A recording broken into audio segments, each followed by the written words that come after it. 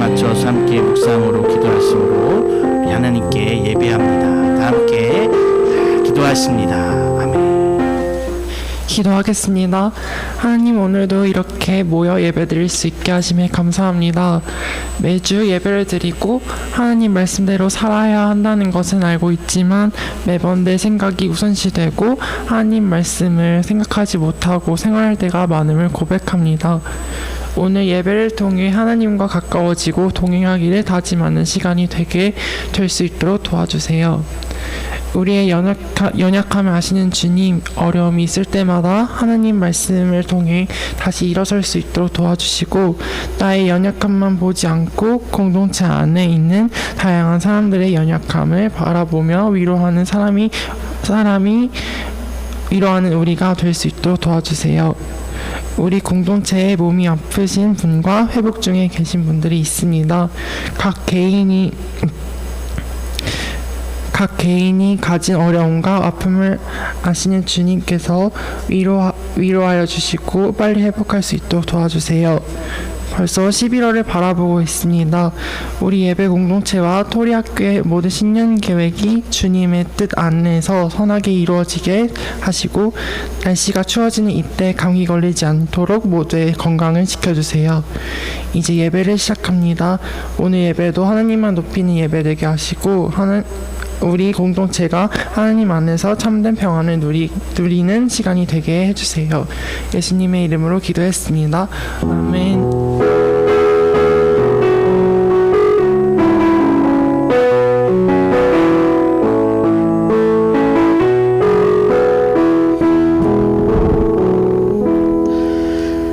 아멘. 감사합니다. 오늘 하나님께서 허락하신 말씀은 요한일서 3장 19절부터 24절까지 말씀입니다. 저희들 우리 한 목소리로 함께 한 절씩 교독하겠습니다. 오늘은 기니까 한 절씩 교독. 19절부터 24절까지 저부터.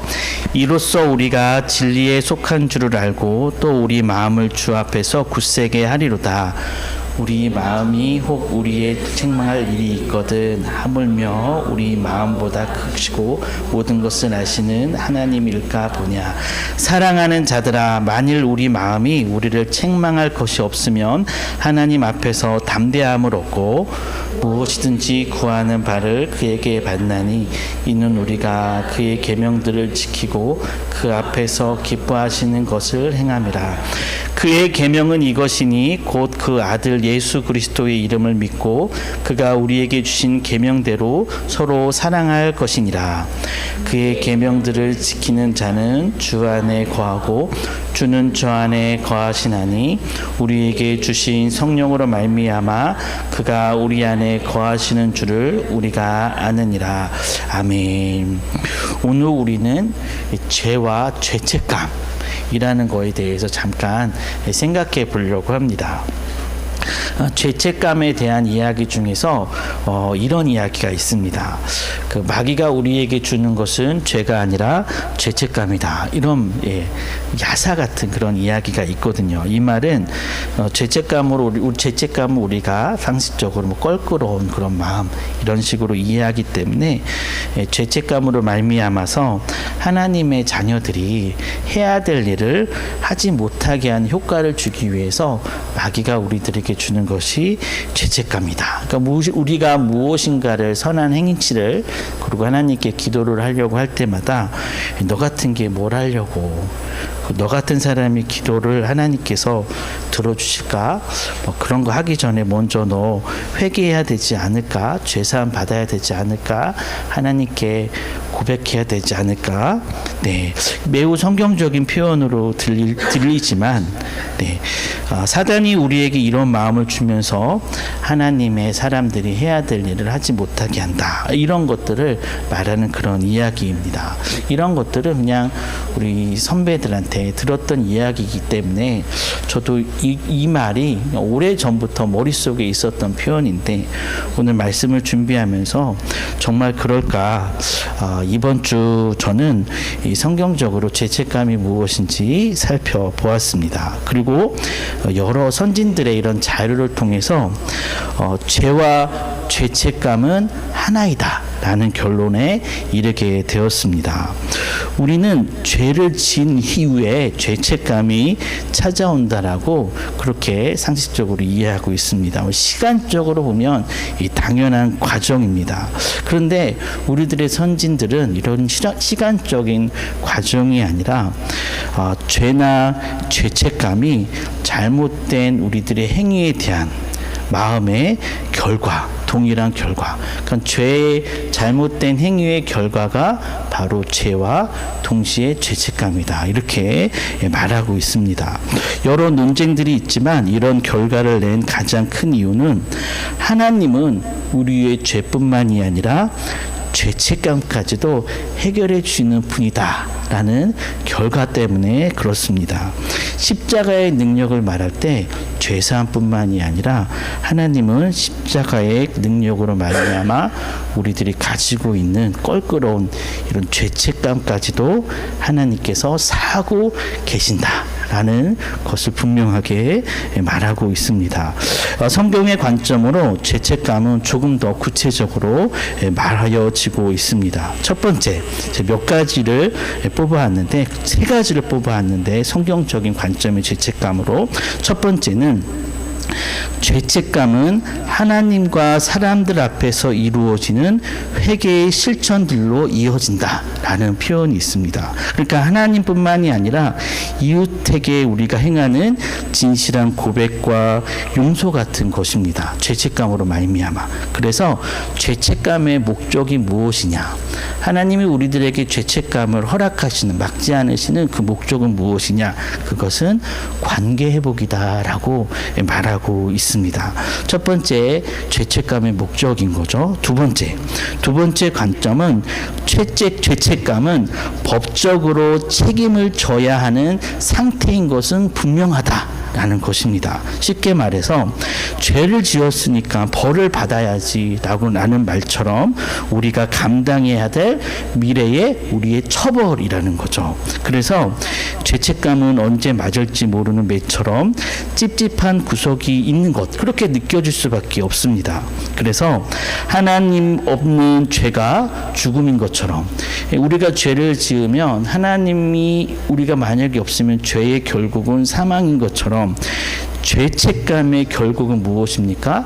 그것은 징벌일 수밖에 없다라는 거죠. 그러니까 하나님 없이 죄를 지었을 때 우리가 죽을 수밖에 없는 것처럼 하나님 없을 때 우리들이 느껴지는 이런 많은 찝찝한 양심의 문제점들, 이런 건 하나님의 심판대 앞에서 하나님 없이 다 징벌로, 벌로 받을 수밖에 없는 행위의 결과물이다라고 말하고 있습니다. 이런 관점으로 하나님께서는 우리들의 죄뿐만이 아니라 당연히 죄책감까지도 십자가의 능력으로 해결해 주시고 계시다라는 결론에 이르게 됩니다. 그리고 마지막 세 번째 성경적 관점, 이게 죄책감을 막지 않으신 하나님의 최종적인 목적은 무엇이냐면 죄책감은 결국 삶의 전환이다라고 말하고 있습니다. 하나님뿐만이 아니라 이 땅의 다른 이들과 맺어지는 새로운 관계는 우리들의 삶의 목표를 바꾸게 합니다.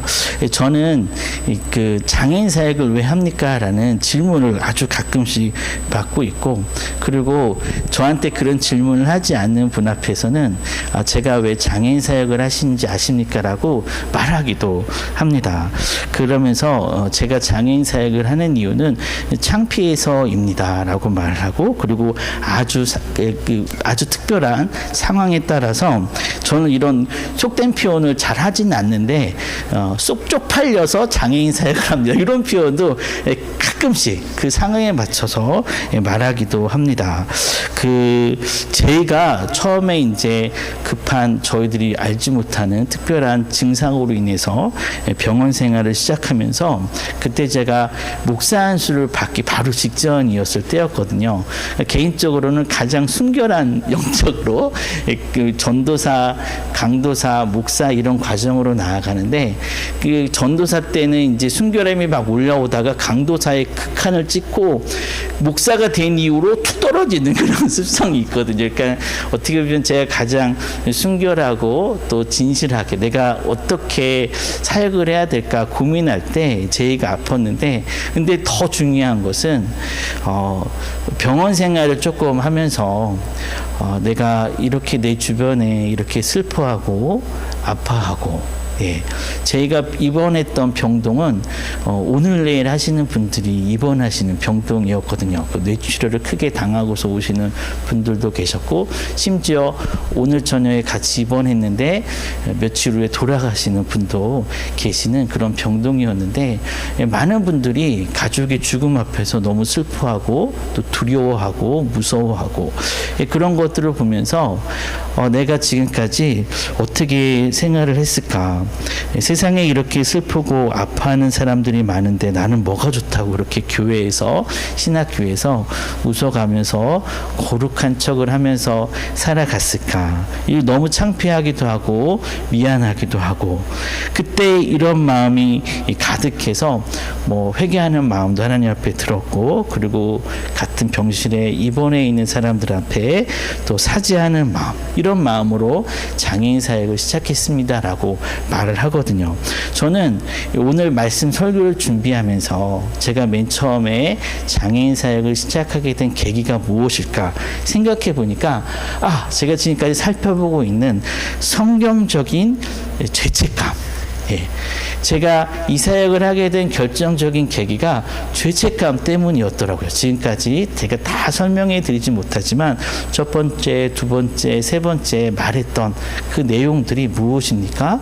관계 회복, 그리고 삶의 전환, 이런 것들인 거죠. 바로 성경적인 죄책감이라는 것이 이런 것이겠구나라고 묵상하게 되었습니다. 결국 하나님과 이웃들 앞에서 우리가 잘못을 행하고, 또한 우리들의 그릇된 행동들과 습관들을 깨닫고 찾아오는 죄책감, 이런 것들은 뭐 당연히 죄책감은 부정적인 것이지만, 하나님께서 왜 이런 것들을 죄와 죄책감으로 우리들에게 알게 하시는지 우리들은 깨달을 수 있습니다. 그러면 우리 본론으로 들어가서 오늘 말씀으로 이런 하나님 앞에서의 우리들이 알게 된 죄와 죄책감을 어떻게 다뤄야 될지 우리 본문의 말씀을 통해서 잠시 살펴보겠습니다. 우리 말씀을 잠깐, 우리 20절 말씀 우리 같이 한번 읽어보겠습니다. 시작. 우리 마음이 혹 우리를 책망할 일이 있거든 하물며 우리 마음보다 크시고 모든 것을 아시는 하나님일까 보냐. 네, 이 말씀은 성경의 한 주석가의 글로 쉽게 이해할 수 있습니다. 제가 한번 읽어드리겠습니다. 하나님은 우리의 잘못을 축소시키시거나 무시하는 분이 아니다. 하나님은 우리를 더 깊게 보시며 이해해 주시는 분이기 때문에 우리의 잘못에 대해 우리보다 더 잘 알고 계신다. 그분은 우리가 영적으로 현재 어디에 어떻게 서 있는지 정확히 알고 계신다. 우리가 하나님께 위로를 얻는 이유는 이처럼 하나님께서 우리를 아신다는 사실 때문이다 라고 우리 20절 말씀을 해석하고 있습니다. 우리가 지은 죄와 그로 인한 부끄러운 감정들을 가졌지만 새로운 삶으로 전환할 수 있는 이유가 무엇일까? 그것은 하나님께서 다 알고 계셨고 그래도 우리들을 여전히 사랑하고 계시다라는 사실 때문에 그럴 것입니다. 이렇게 한번 생각해 보았습니다. 제이가요, 요즘 먹는 걸 너무 좋아해서 자꾸 엄마 아빠 지갑에 손을 대요. 네, 제 지갑에 있는 현금이 자꾸 사라지는 거예요. 근데 영찬이는 절대로 손을 안 대요. 쟤는 충만하기 때문에 자기 돈을 막 뿌리고 다니는데도 몰라요. 그러면서 없으면 달라고 하니까. 근데 딱 보니까 이건 제2의 소행이 확실한 것 같아요. 몇 개월 동안 자꾸 제2 주변에 있었던 엄마 지갑의 현금이 사라지고 있습니다. 그런데 어느 날 갑자기 제이가 엄마, 아빠, 죄송해요. 제가 엄마, 아빠 지갑에 손을 대고 있었어요. 앞으로 그러지 않을게요. 그러면 제이 엄마가 지금까지는 심증만 있었는데 제이가 고백했기 때문에 물증이 생겼다고 매년 하고 때리지는 않겠죠. 만약에 우리가 다 알고 있었는데 내 지갑에서 돈이 자꾸 사라지고 제이가 했을 수밖에 없다라는 확신이 있었을 때 제이가 우리에게 부모에게 이런 말을 한다면 엄마 아빠는 얘가 바뀌었구나. 당연히 그렇게 생각할 거 아니겠습니까? 당연히 생각이 바뀌었구나. 어떤 심정의 변화가 있겠구나. 그래서 보통 부모들은 그렇게 말하겠죠. 이런 나쁜 엑스야가 아니라 고맙다. 네, 고맙다. 그리고 참 다행이다. 그렇게 생각할 수밖에 없겠죠. 그래서 말하겠죠. 정말 돈이 필요하면 말해. 그때마다 더 많이 줄 테니까. 그리고 괜찮아. 그리고 말해줘서 너무 고마워. 이렇게 말하지 않겠습니까? 전능하신 하나님께서 우리의 잘못을 다 아신다는 것은 이런 구조로 우리가 생각해 볼 수 있다라는 거죠. 그래서 정말 진실한 회개가 너무나 소중하겠다. 만약에 우리를 모르신다고 하면서 지금까지 나를 사랑하셨던 것을 내가 다 알고 있는데 아시면서도 이렇게 사랑하셨다라는 사실을 우리가 알고 있다면 우리들의 회개와 우리들의 고백이 너무 소중하겠다라고 생각할 수 있습니다. 결국 우리는 하나님과의 더 긴밀한 관계 회복으로 우리의 노력이 너무 중요할 것 같아요. 다 아시는 하나님 앞에서 그래도 사랑하신 하나님 앞에서 우리들의 고백 이로 말미암아 더 긴밀한 관계 회복으로 우리는 하나님 편에 더 가까이 갈 수밖에 없을 것입니다. 그래서 결국 23절과 22절, 23절 그리고 24절에 같이 될 것입니다. 우리가 읽지는 않겠지만 이 말씀은 간단하게 복잡하지 않고 간단하게 정리하면 세 가지로 정리합니다. 우리가 하나님을 사랑함으로 더욱더 관계가 회복됨으로 말미암아 더욱더 계명을 지키고자 노력할 것이고 그리고 하나님이 기뻐하시는 것이 무엇인가 찾고 그것을 행하려고 또 애쓸 것이고 그리고 이 것을 포함한 우리가 서로 사랑하는 그런 모습을 보이게 될 것입니다. 그런데 우리가 22절 앞부분에 나와 있는 무엇이든지 구하는 바를 그에게 받나니 자꾸 이 말씀에 눈이 가는데 근데 우리는 이 말씀에 그렇게 깊은 해석이 필요할 것 같지 않습니다.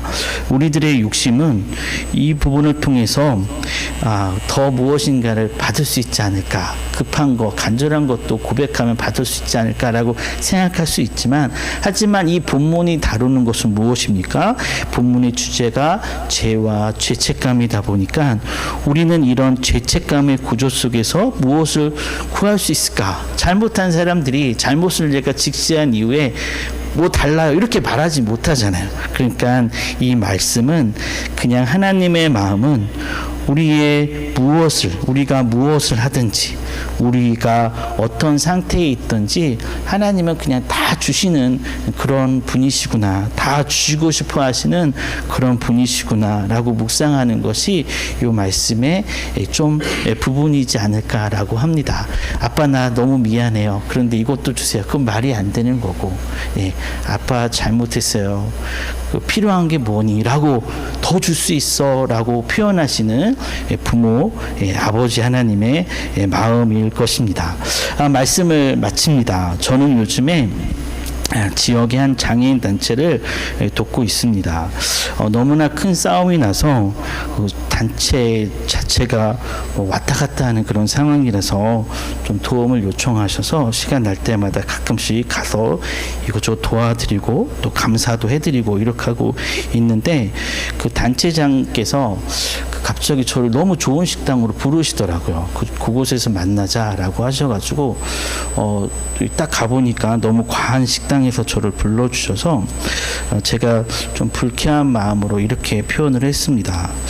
이런 음식을 자꾸 사주시면 더 열심히 하겠습니다 라고 말씀을 드려서 또 사주세요 이렇게 말을 했는데 그냥 그분이 뭐 여유 있으신 분도 아니고 그냥 미안해 하는구나, 나를 향해서 미안해 하는구나, 그런 마음만 받고자 생각을 하면서 잠깐 생각을 해보았습니다.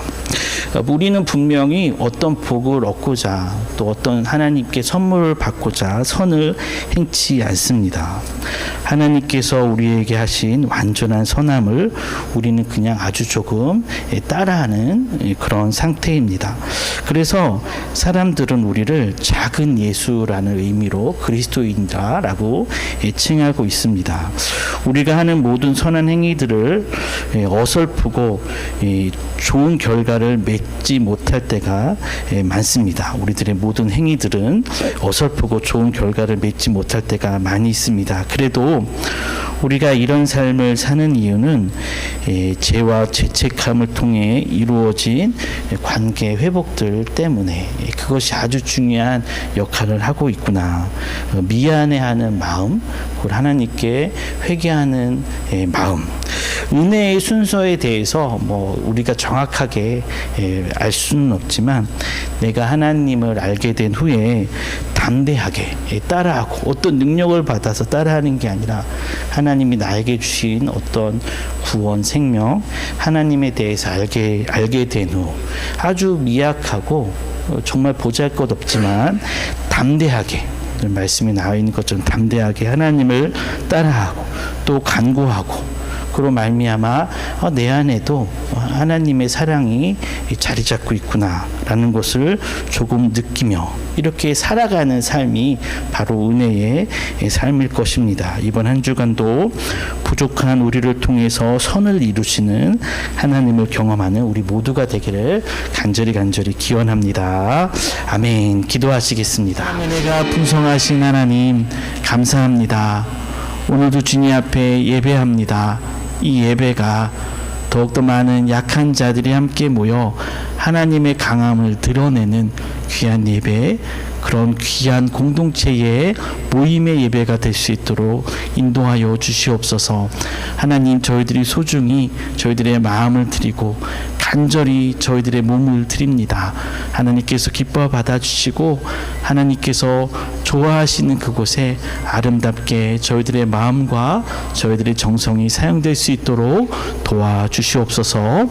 이제는 우리 구주 예수 그리스도의 은혜와 하나님의 무한하신 사랑하심과 성령님의 감화 교통하심이 오늘도 하나님 앞에서 담대하게 변화받아 우리들의 삶을 변화시키고 결국 하나님이 기뻐하시는 그곳에서 하나님의 일을 감당하는 귀한 공동체 위에, 각 가정 위에 이제부터 영원토록 함께 하시기를 간절히 축원하옵나이다. 아멘.